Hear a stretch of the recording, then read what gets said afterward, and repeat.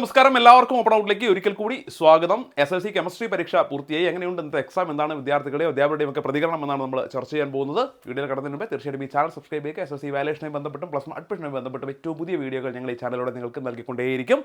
So ഇന്ന് SSLC chemistry പരീക്ഷയ്ക്ക് വളരെയധികം പ്രിപ്പയർഡ് ആയിട്ടാണ് കുട്ടികൾ പോയിട്ടുണ്ടാവുക. കാരണം മോഡൽ എക്സാം വളരെ ടഫായിരുന്നു കെമിസ്ട്രി. അതുകൊണ്ട് തന്നെ നന്നായി പ്രിപ്പയർ ചെയ്തിട്ടൊക്കെയാണ് കുട്ടികൾ പോയിട്ടുണ്ടാവുക. പക്ഷേ ഇന്നും കുട്ടികളെ സാറ്റിസ്ഫൈ ചെയ്യിച്ച ഒരു എക്സാം ആയിരുന്നില്ല കെമിസ്ട്രി എന്നാണ് വിദ്യാർത്ഥികളുടെ പ്രതികരണം.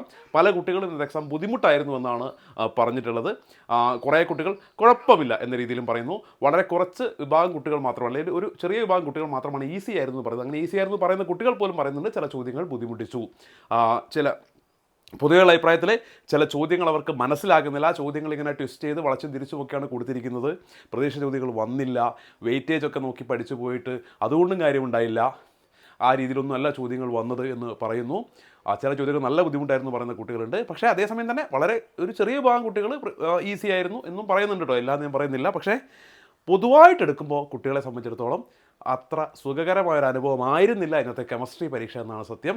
ചില കുട്ടികൾ പറയുന്നത് മോഡൽ പരീക്ഷയേക്കാൾ അല്പം കൂടി ബെറ്റർ ആണെന്നേ ഉള്ളൂ, അല്ലാതെ ഈസി ഒന്നും ആയിരുന്നില്ല, ബുദ്ധിമുട്ടായിരുന്നു, അല്ലെങ്കിൽ കുഴപ്പമില്ല എന്നൊക്കെ മാക്സിമം പറയാൻ പറ്റൂ എന്നൊക്കെയാണ് കുട്ടികളുടെ പ്രതികരണം. ഓക്കെ, എന്താണ് നിങ്ങളുടെ പ്രതികരണം എന്നുള്ളത് കമൻറ്റ് ബോക്സിൽ രേഖപ്പെടുത്തുക.